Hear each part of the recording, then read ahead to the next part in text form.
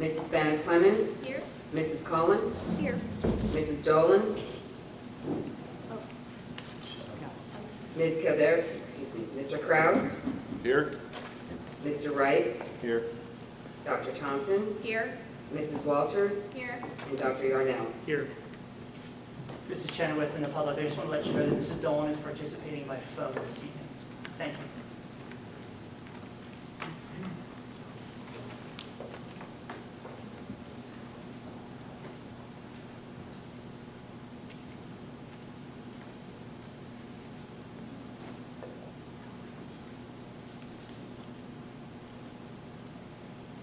Okay, first is public Madam comment. President, prior to getting to public comment, just with the board's indulgence, given that the replacement of Ms. Kilderry is an issue of importance to the board and to the public, I thought that it would be appropriate to comment on the law and the process for the selection and the appointment of someone to serve for a limited period of time.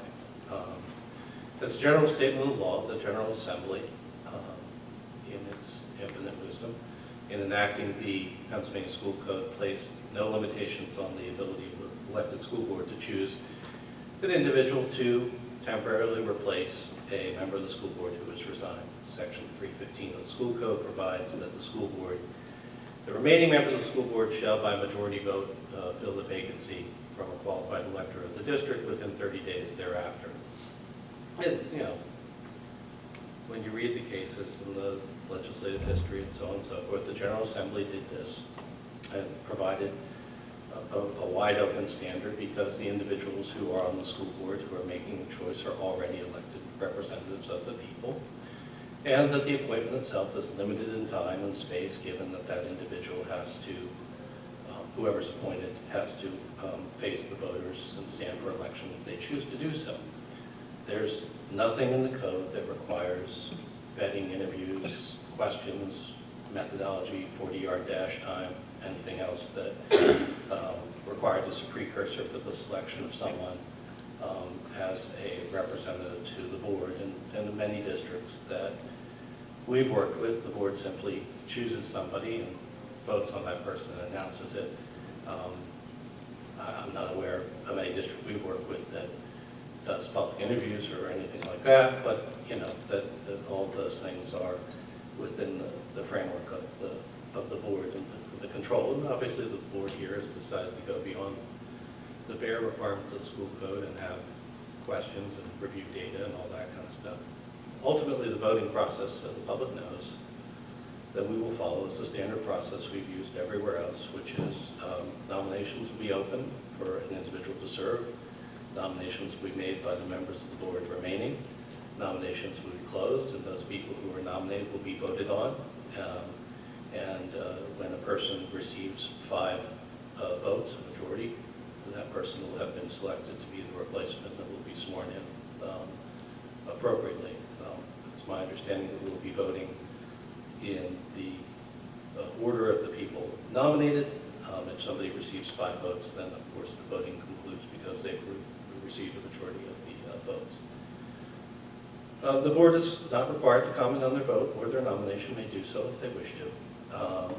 But ultimately, this is the regular process which every district uses to exercise the board's collective wisdom in selecting a temporary replacement for the departed member, subject again to a later vote by electors at a scheduled election. So I appreciate everyone's indulgence. I try not to talk at meetings as much as possible, but I thought it would be helpful to lay out the kind of the boring stuff early.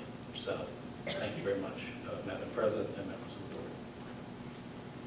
Thank you. I'm going to open the floor to public comment. The Pennridge School Board welcomes public comment. According to Policy 903, we remind everyone of the following. Public comment shall be limited to 3 minutes unless otherwise specified by the board. Participants must be recognized by the presiding officer and note their name and municipality. All statements shall be directed to the presiding officer rather than to individual board members, district employees, or members of the public. A speaker may speak once during each comment period. Please note that these sessions are designated for comments to protect the confidentiality and privacy rights of all members of our community. The board encourages members of the public to direct any comments regarding particular individuals, such as students or district employees, privately to the superintendent or other appropriate administrator, or to communicate with the board privately by sending an email to psdschoolboard@pennridge.org. Questions raised and not addressed may be followed up at a later time, and generally we wait till the end of public comment to respond. The first person I have signed up is Ken Wenyan from Hilltown Township. Yes. If you can come up to the podium, and then there's a little, it looks like a mouth speaking. If you click on that button. Okay.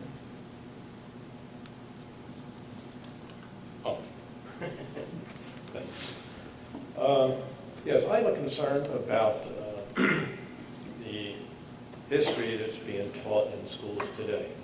When young people think that socialism is a okay form of government, that has me very concerned. And so there's something wrong with our teaching of American history. I find that you're using Howard Zinn's material in teaching American history. Howard Zinn happens to be a devout communist, socialist, and why in the world we would be using his material for teaching American history, which gives a distorted view of American history. It focuses on all the negative things, and it's just a shame that this is being allowed to happen in our schools. And the reason I find that I'm here is I found a test paper from a student at used to go here, and I found it several years ago. And it says down at the bottom of it, Zinn Education Project.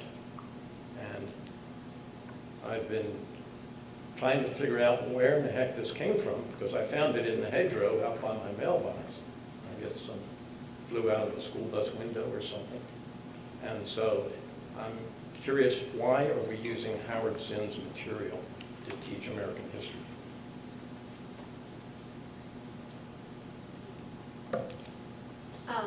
We'll respond at the end of the public comment. So if you have anything else to add, you can add it. If not, we'll respond to all of the comments at the end. Okay.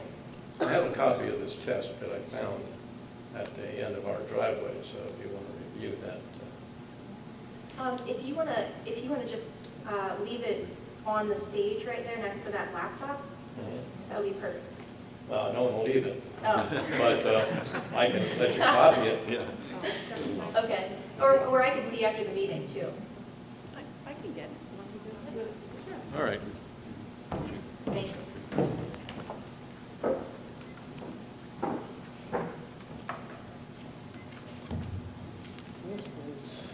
Okay, next is Lisa Lewis.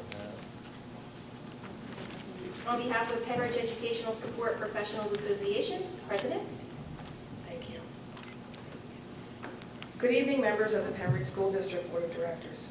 My name is Lisa Lewis, and I represent 360 custodial and maintenance workers, secretaries, bus drivers and aides, teaching assistants, personal care assistants, and staff nurses. We are the Pennridge Educational Support Professionals Association.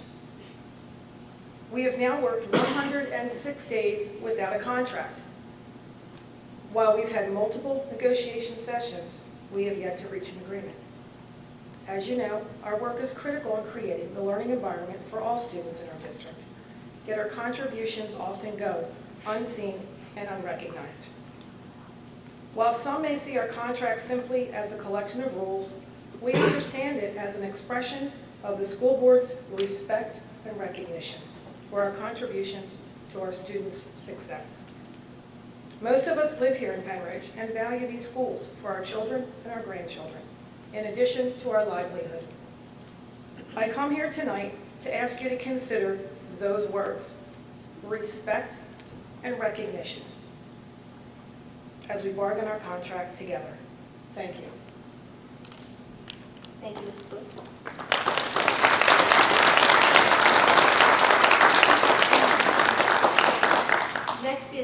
Foster, Hilltown Township.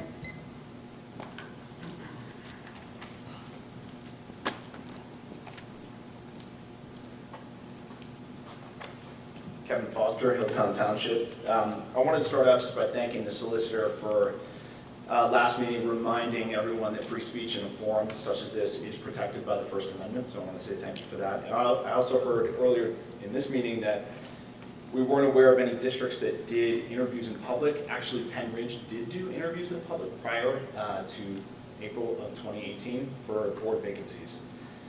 Now, I followed this board since it came into power in April of 2018, and it's, I just wanted to note a couple things that we haven't received really any information from the board on.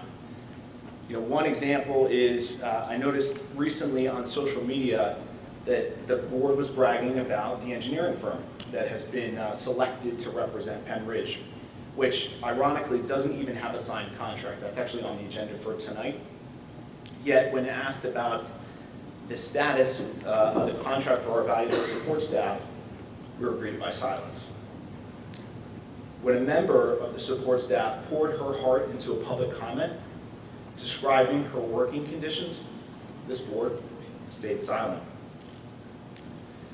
When asked about a social media policy for board members, even after a board member named and discussed a high school student on Twitter with a stranger, you stayed silent. And finally, here we are tonight waiting to find out the nominee to serve on the board of a $140 million district. Community members have asked multiple times about the interview process for applicants on social media, on Facebook, and in this forum. And once again, they have been greeted by silence. Why do these and other questions go unanswered? Do you feel it's ethical to refer to yourselves as transparent? And really, not many people attend these meetings, so it's really up to everyone to talk to neighbors, friends, and family about this board's lack of ethics, lack of transparency, and lack of professionalism. Make sure your voice is heard on Tuesday, November 5th, on Election Day. Thank you.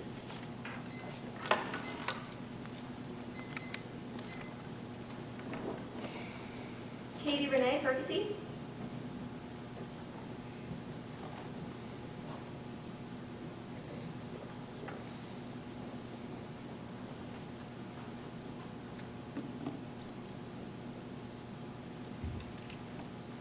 Good evening, Katie Renee Percy. I'm here because I saw on the agenda that tonight you'd be filling a seat for the recently vacated position. It also seems you'll be doing this without interviewing the candidates who have applied. I believe that the public deserves an explanation about why you have ignored precedent, both in filling this seat today and last year when Ms. Thompson and Mr. Reese were approved for their seats without interviews. As a team, I had to be interviewed by the local newspaper before they'd let me toss newspapers on doorsteps. I had to be interviewed before I was allowed to clear dirty plates at a local restaurant. Here, as a student at Pennridge, I had to be interviewed before being invited to serve on my class's executive council. As an adult, I've had to interview for every job I've ever had. When I adopted my cats from a shelter, they interviewed me and they even called my references.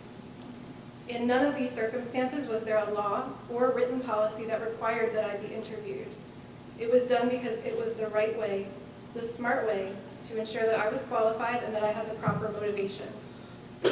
The board's approach to filling this vacancy seems either lazy or unethical or both. It certainly lacks the transparency you have claimed to value. It does a disservice to the community and to the applicants themselves. I hope all members of the board recognize the importance of the position you hold, and I wonder why this vacant position is being handled with such disregard for that importance. Thank you. Sue Furlong, West Rock Hill Township.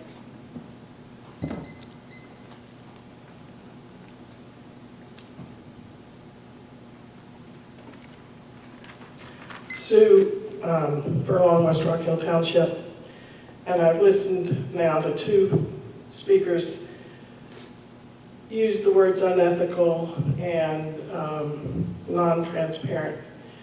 I think that, quite frankly, they're doing a disservice to this community. You all are enlisted, you are fully vetted, and I trust you completely to do things the right way. There's many ways of choosing.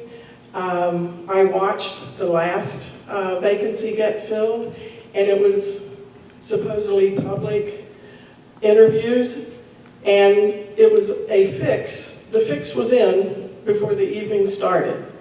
So appearances don't always tell the truth.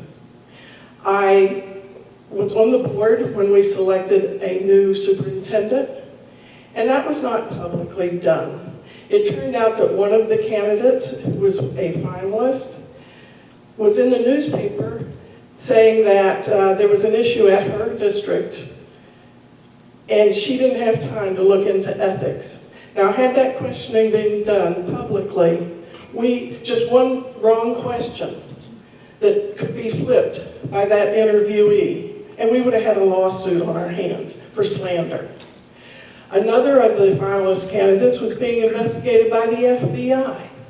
Again, when you question these people and interview them publicly, you open yourself up to lawsuits that might be frivolous, but you still have to pay the attorneys. So I am happy that you are conducting yourselves professionally and questioning these people professionally behind closed doors where they could be totally honest with you about their circumstances, and you can be totally honest with them.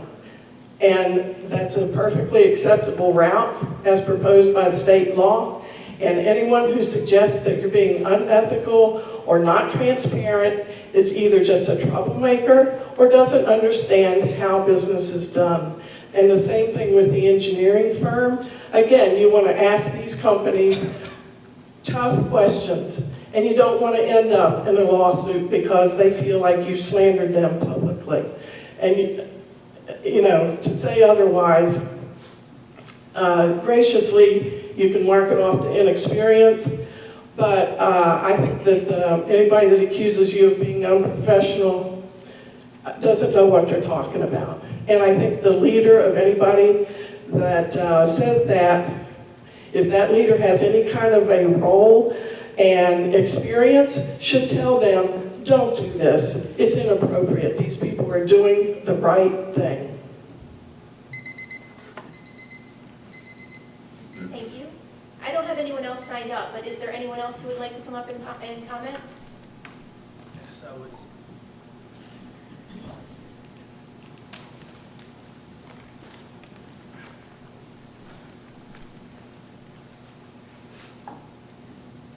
Alex Raj, Bedminster Township. The law is if you interview candidates, it has to be done publicly. That's the law. Thank you. So they didn't interview. Anyone else have a comment? Okay, then we will move on.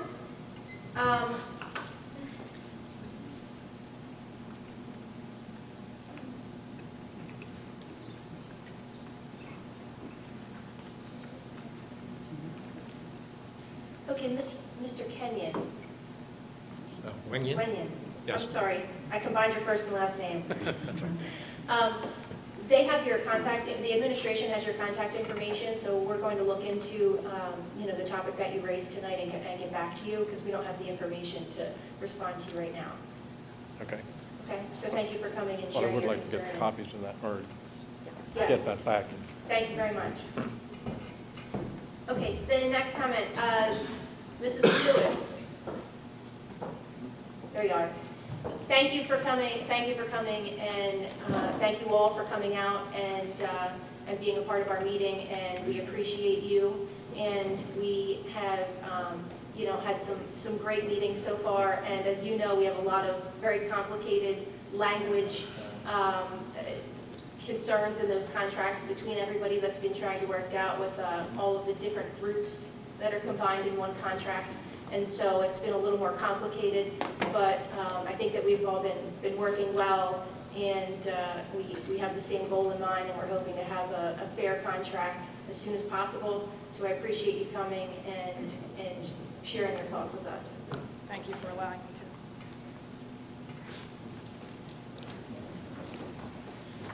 As As far as the next comment, it was just suggested that we remained silent when the support contract was raised. That's not true, actually. The attorney actually commented on that contract.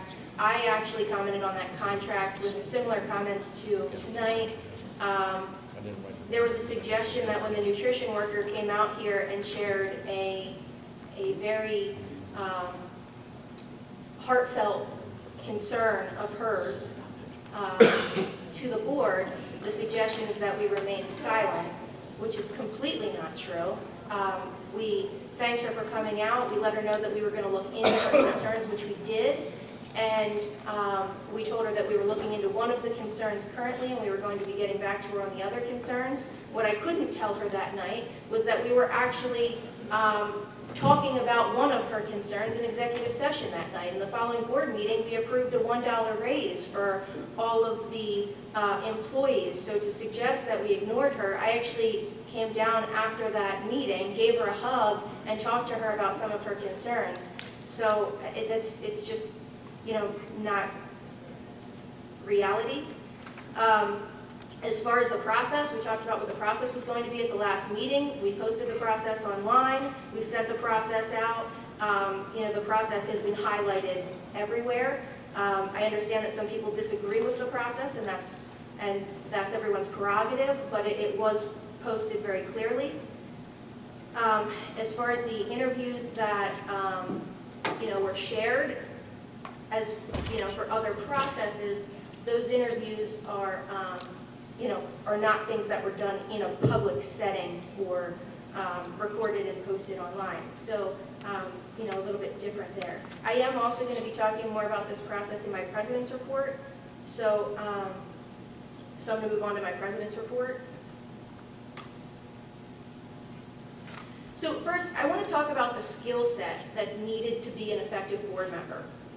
Board directors are given a great deal of information to read and analyze before meetings. We do our homework and we come prepared.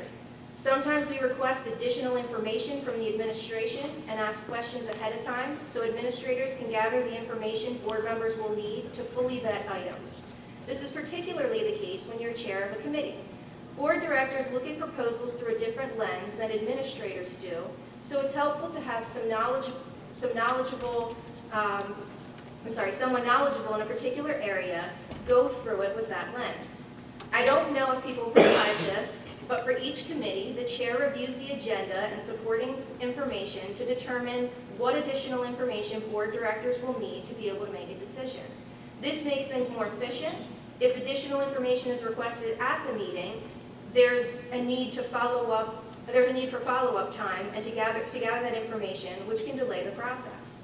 Obviously, we'll never be able to predict every question and piece of information board members will request for the meeting, but the more thorough we are, the more smoothly meetings run, and the more experience board members have, the better they are at predicting what information will be requested. Another piece of this has to do with having different backgrounds and areas of expertise. I appreciate that Mr. Kraus has the technology background on the backbone of the network, because that is a whole different language for me. And he appreciates that some of us have the education background to analyze the curriculum proposals that are a foreign language to him. It's a team effort, and the different backgrounds and areas of expertise are helpful in the vetting process. So looking at the process for appointing a new board member, it's important for the process to best illuminate the skill set needed for the position. Giving candidates the opportunity to do their homework and thoroughly answer questions best fits what they will be asked to do as a board director. We do not give board members new topics and say, you have 2 minutes to save the world, go. It's not a Jeopardy game.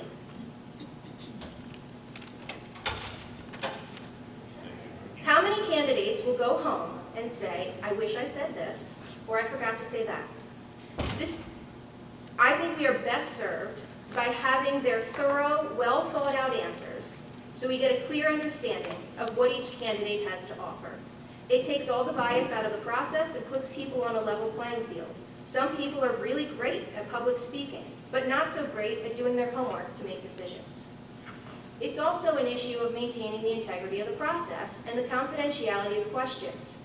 In this process, everyone has access to the questions and the same amount of time to answer them. There are also 2 candidates who have shared they are not available to come to the meeting tonight. Unfortunately, as Mr. Miller pointed out, we have a very limited window to appoint a new board member. This would have put those individuals at a disadvantage or eliminated them from consideration completely. There were also some concerns that were raised regarding posting all of the applications publicly. People's personal applications, their resumes, letters, and answers to questions have never been posted publicly. If you apply for a job and you don't get it, do you want them to post your personal information all over a website? Also, is it a good idea to post answers to everyone's questions? What happens if we have another vacancy in the future? The general board themes stay the same. What is the most important position in this district? I would argue it's the superintendent. We are entrusted with the exclusive responsibility of hiring a new superintendent. Everything was completely confidential, the other applicants, their information, Dr. Bolton's information. Imagine if all of that was publicized online. How many people do you think would be willing to apply for positions in this district? We are the most transparent board that has ever served. Our documents are posted publicly so the public can actively participate in meetings. We have made decisions based on community surveys. A great example is graduation. We heard mixed opinions, so we let the community decide. The superintendent's full evaluation has been sent out via Blackboard and posted on the website along with his goals. Superintendent's reports are posted in their entirety on the website and in the minutes and within the electronic newsletters that are sent out almost weekly. A RAMS report now reaches the entire Pennridge community, and there are 3 community forums. We answer questions at board meetings and committee meetings instead of just thanking people for their comments. We have social media platforms to communicate through, and we respond to emails with great detail. All that being said, we recognize the importance of protecting the privacy of individuals and companies who want to offer services to Pennridge, so we don't prevent good people from stepping up and engaging with Pennridge.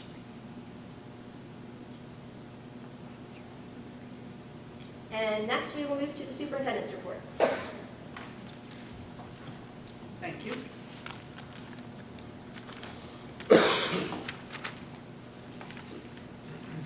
Just a reminder to the board members that the display is in your administrative content for you to follow along. You can see the pictures. We good to go? Awesome, thank you. The first picture is of the Bucks County Mobile Fab Lab. The intermediate unit received a grant and has a new mobile fabrication lab that brings STEM activities to schools for 1-week residencies throughout the school year, as well as the homeless shelters across Bucks County on the weekends. Pennridge was honored that the first week residency of the Fab Lab was a stop at Seiler Elementary School, and the students loved the report. So here's a picture of the grand opening. I think you're seeing the balloons and some of the activities that were going on that day. It was wonderful that the following week I had my first parent advisory, and one of the activities I had was when we went around the room and had the parents introduce themselves, I said they had to tell me one happy memory from the beginning of school, and it would be that my kids went to school. And so of the elementary parents that were there, and we had 14 because there's 2 representatives from every school, 10 of the 14 mentioned some connection to the new STEM class or the fabrication lab that had been at Seiler that week. And it was just a neat indication of the engagement that comes with that. To watch the students in every grade level have at least 2, some grade levels had 3, 30-minute sessions with a trained person through the intermediate unit at Seiler. And so this fabrication lab is going all around the county. And so it was a wonderful opportunity for our students. Next is the Gold Out. On September 27th at the Pennridge Ram football game, Pennridge Mini-Thon teamed up with our P Block for their annual Gold Out to raise money for childhood cancer research. During this game, it was also an opportunity for Teacher Appreciation Night, and over 40 teachers at halftime, as well as their families, were honored on the field. Next are the district community forums that were mentioned earlier. Throughout the month of October, I am holding community forums, 1 at each middle school, to give parents and community members the opportunity to learn about and discuss important topics that impact our students, staff, and community. The presentation at each forum will be identical, and they all begin at 7 p.m. I appreciate those community members who were able to come out to the first forum last week at South Middle School. And just want to remind the community that the next forum is tomorrow night, October 15th. That'll be held at Central Middle School in the auditorium. And the final forum will be next week, October 24th at North Middle School, all of them at 7 p.m. in the auditorium, and I hope that you can be there for at least one of them. Next is Pink Out. We've had lots of colors this month. So we also had a Pink Out during the month of October. Several of our Rams sport teams have had Pink Out through their events to raise awareness and funds for cancer research, and here are some of the highlight pictures. The next color event was the Color Run, which was my first ever color run. On Saturday, October 5th, Pennridge Minithon held their first ever For the Kids color run, and it was a huge success with over 300 participants in either the Mile Fun Run or the 5K event. And yes, if you participate, you should close your mouth when you go through the colors. I learned that at the green station during my second run.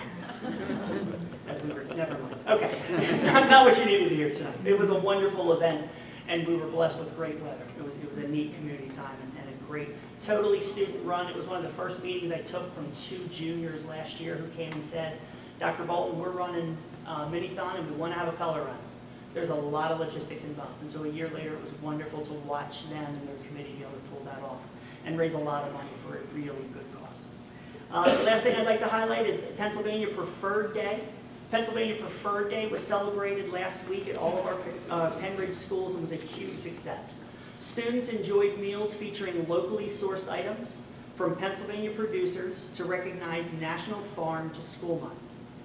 The biggest shout out goes to South Middle School for their garden, for they supplied vegetables for the homemade minestrone soup, tossed salad, and fresh chopped veggies that were served in multiple of our schools that day, based on the student harvest. So just a congratulations to all of the students and the staff who make that a priority, and then we will be able to use that, so a huge thanks to our nutrition department.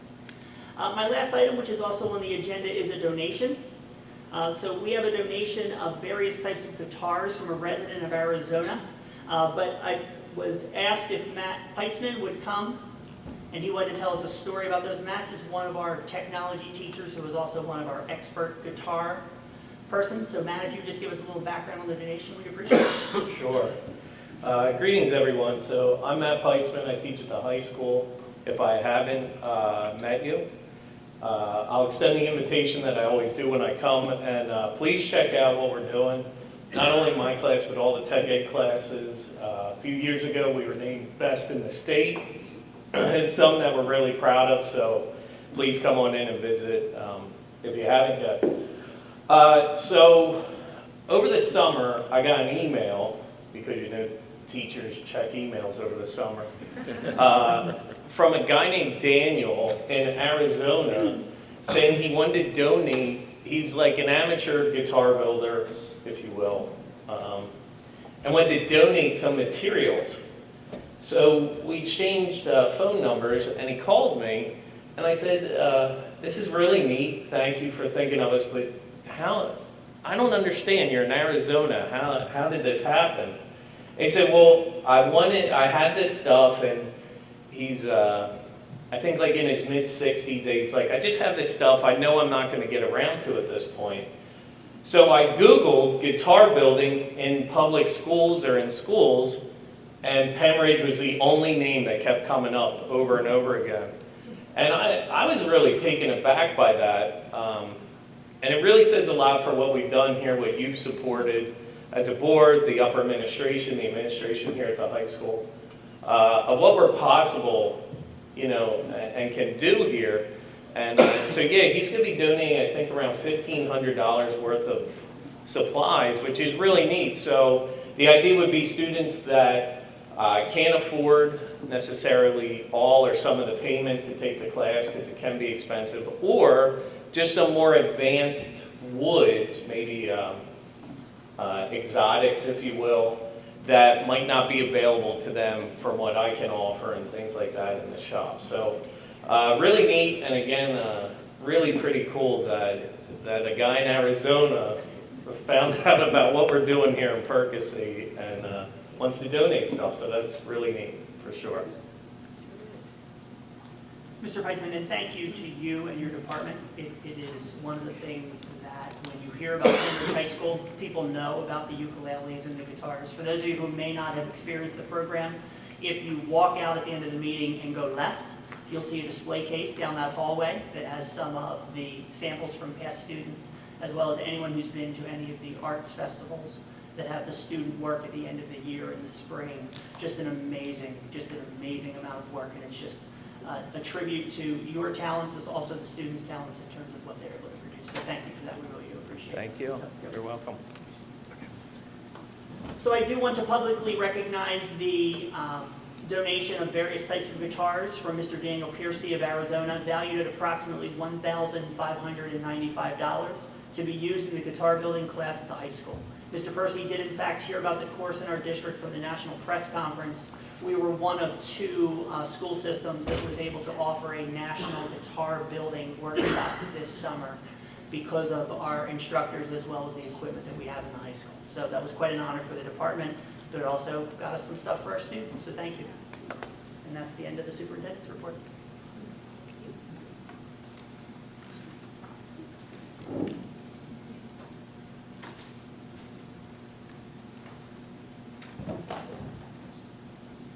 Okay, next is the student liaison report.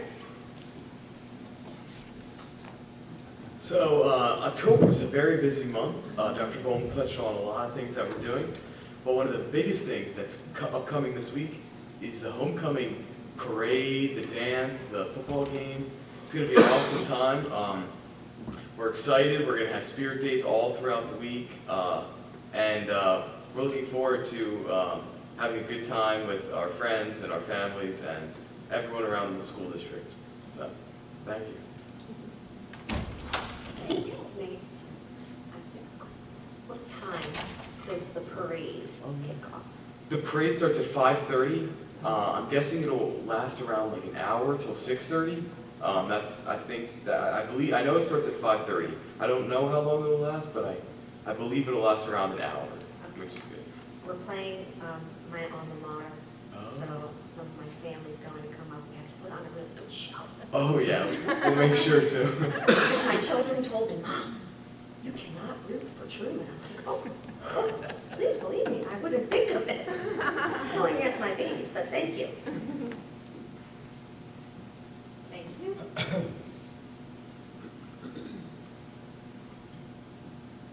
Okay, next is the approval of the consent calendar. I will make a motion to approve items A through I. Second. Seconded by Mr. Rice. Questions or comments from board members? All those in favor? Aye. Opposed? Motion carries 8-0. Next is the committee reports, facilities. Mr. Kraus? Thank you. So the Facilities Committee did meet, and we have several items on the agenda tonight for approval. First is a motion to approve bus routes and stops for the 2019-2020 school year as developed by the Transportation Department. Moved by Mr. Kraus, seconded by Mrs. Cullen. Questions or comments from board members? All those in favor? Aye. Opposed? Motion carries 8-0. Thank you. Next item is a motion to approve obsolete items listed as A through C. Moved by Mr. Kraus, seconded by Mrs. Walters. Questions or comments from board members? All those in favor? Aye. Motion passes 8-0. Thank you. Next is a motion to approve a change order for Keystone Sports Construction, that's ball stopper fencing, in the amount of $3,648.12. Moved by Mr. Kraus, seconded by Dr. Thompson. Questions or comments from board members? Just a comment that it is the distance that they encountered rock is 18 inches below the surface. That's correct. In the notes, it says 18 feet. Yes.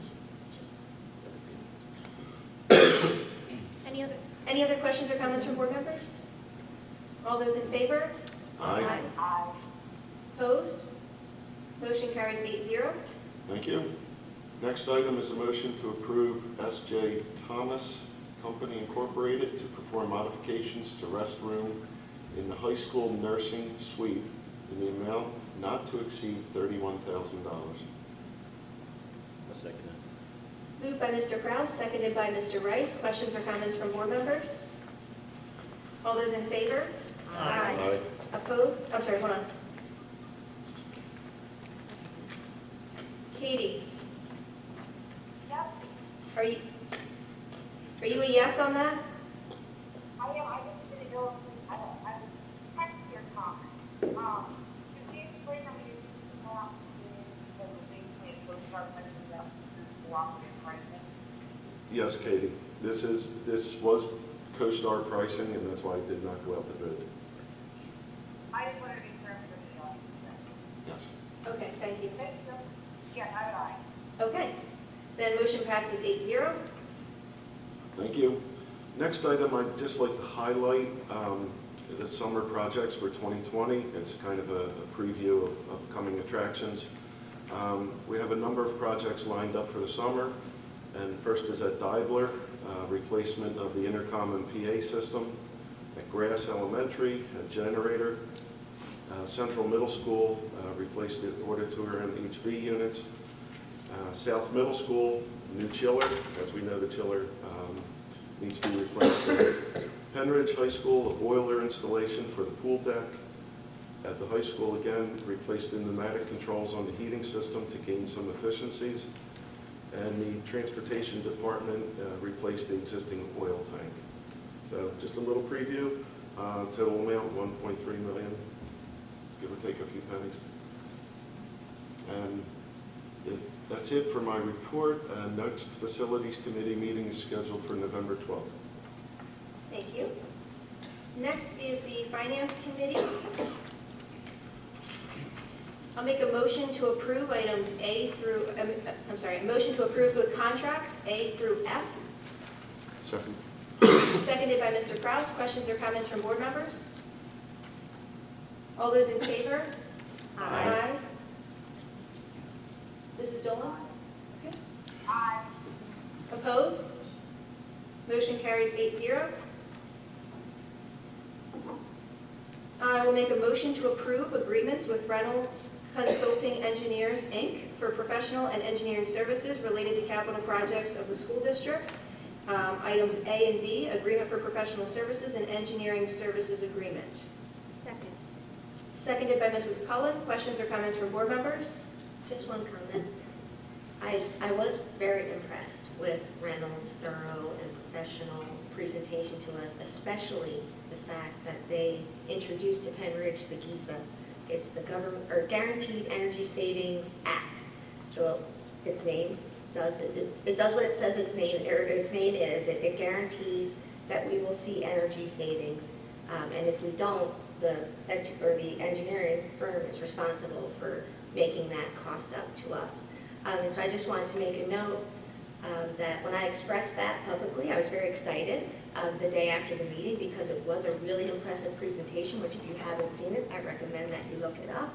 I wasn't speaking on behalf of the board, that was from me, but I was very excited about it. Any other questions or comments? Okay, all those in favor? Aye. Were you an aye? Aye. Opposed? Okay, motion carries 8-0. Okay, next I will make a motion to approve the 2021 Act 1 Accelerated Budget Opt-out Resolution. Second. Seconded by Mr. Rice. Questions or comments from board members? Okay, I just want to explain to the public that the board is opting out of applying for any exceptions that would allow us to raise taxes above the Act 1 index. We know that we would not need to do that, and so that's why we are opting out of that option. Okay. Any other questions or comments? All those in favor? Aye. Aye. Opposed? Motion carries 8-0. Okay, the next Finance Committee meeting is scheduled for Tuesday, November 12th.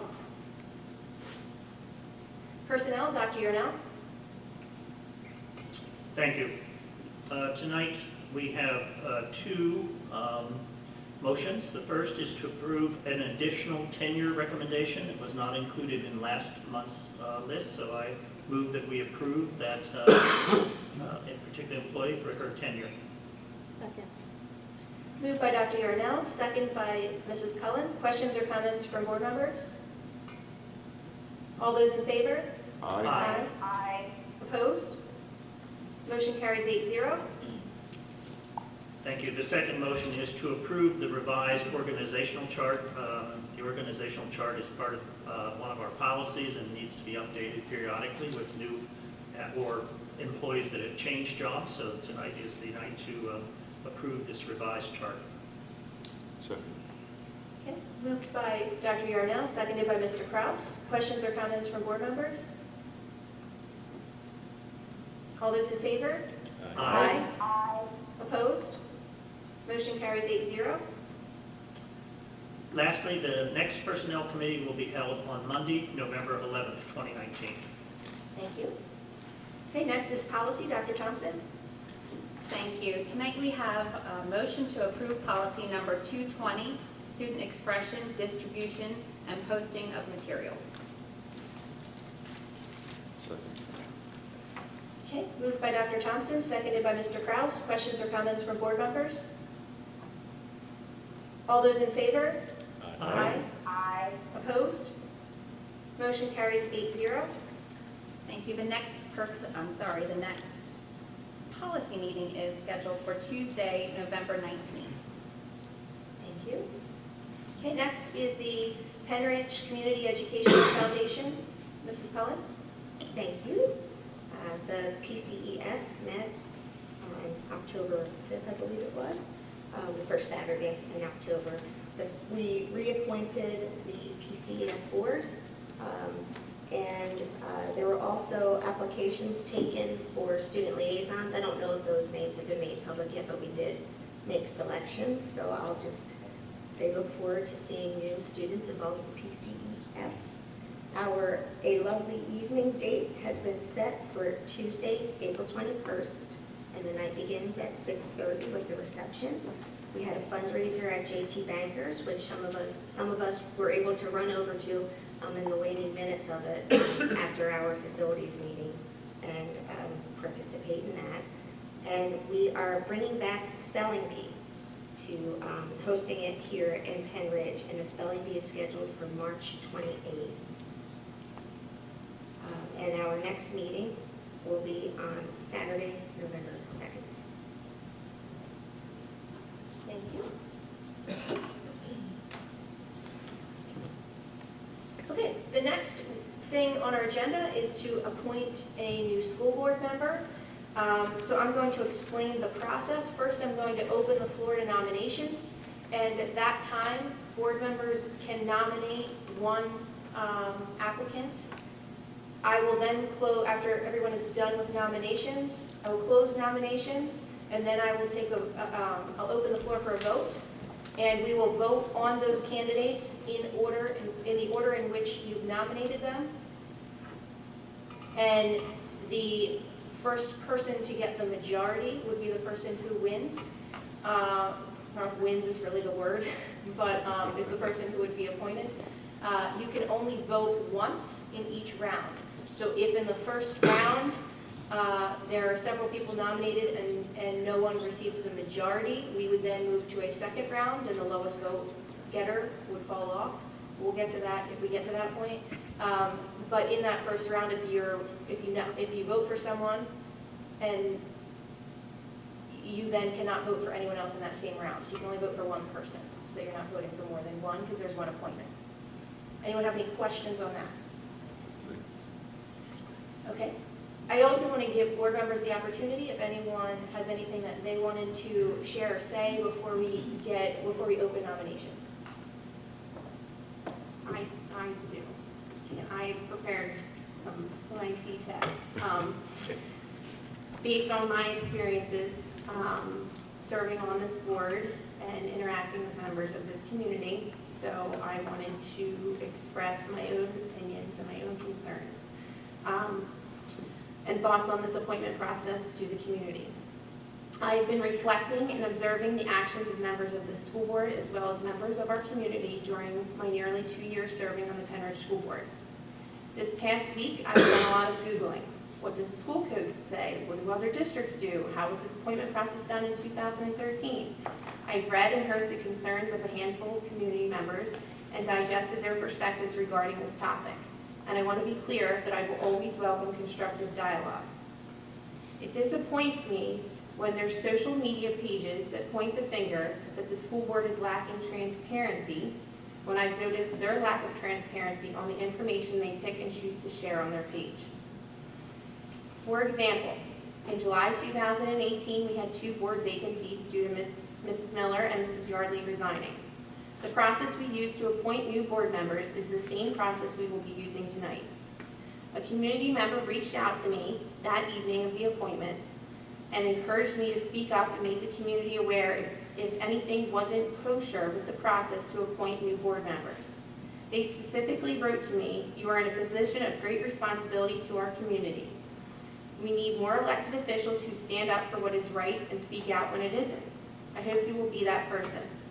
I didn't see their message until after the meeting that night, and when I saw their message, I replied, "I feel people that were nominated were done so fairly this evening. I do not disagree with this individual's statements on my position of great responsibility, and tonight I'm using my voice to speak up about what I feel is right." On August 30th, 2018, this social media page, which claims to follow the Pennridge School Board, put up a post introducing the new school board directors that had been appointed at the July meeting.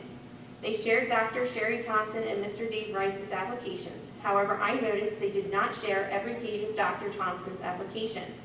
I pointed this out on the comment thread because I was disappointed in their lack of transparency on a post about transparency. Also on this comment thread, a community member spoke up and stated that they were in fact the individual that filed the right to know to obtain these documents.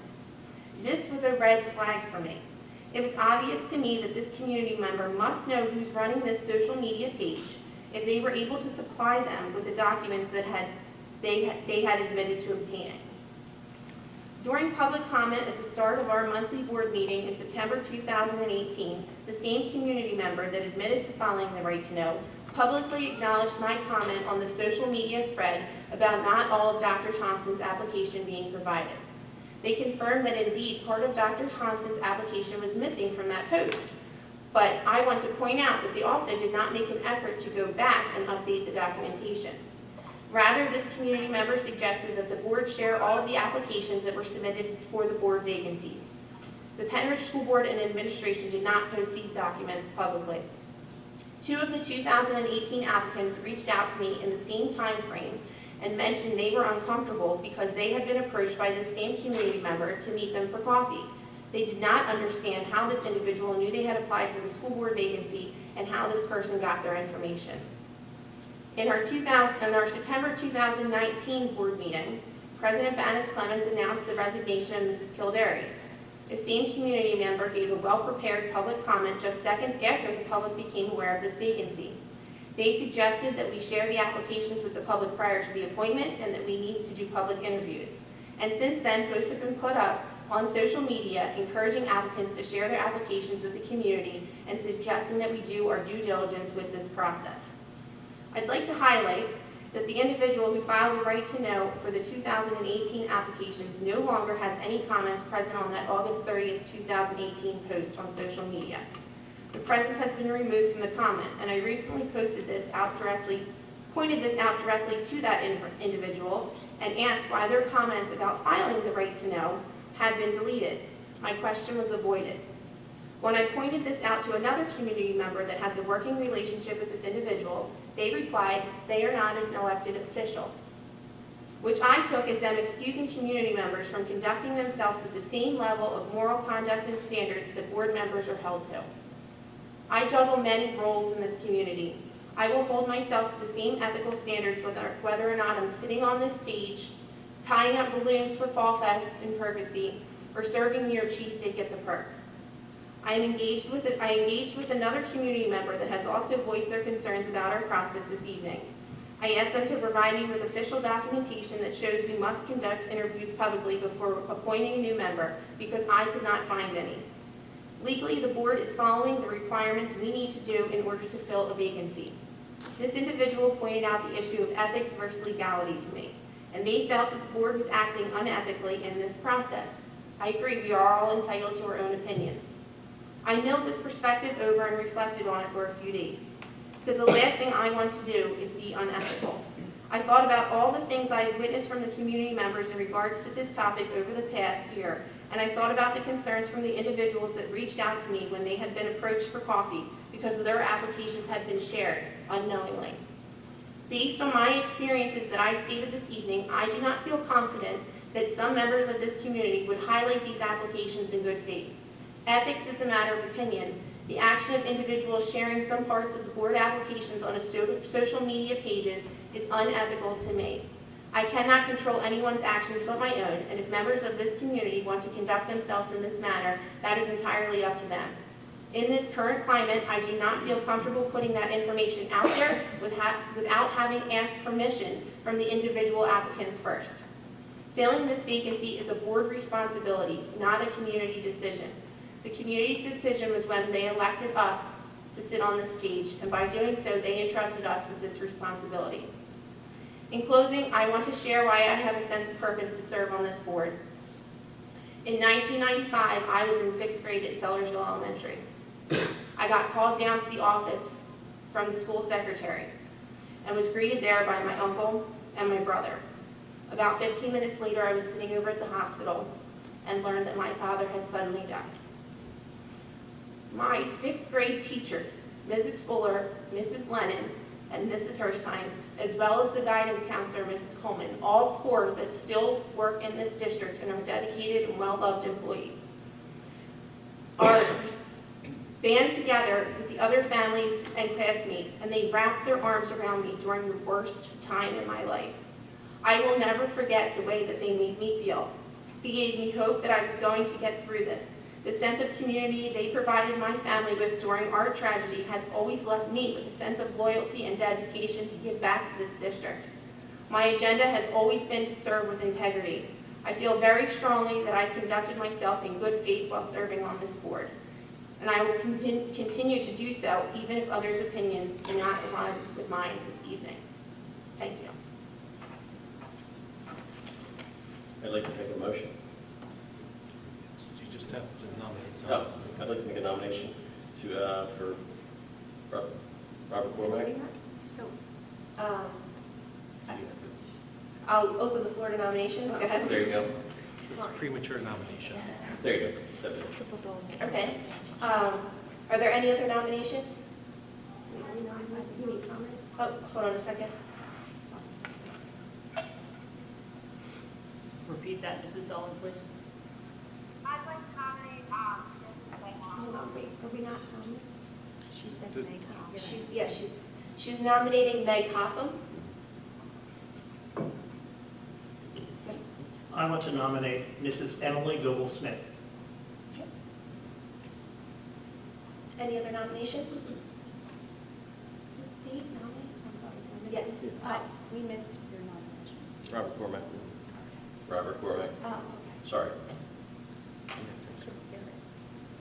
Nominations I have thus far, Mr. Cormack, Ms. Hawthorne, and Ms. Emily Goble-Smith. Ms. Emily Goble-Smith. Okay. Is that correct?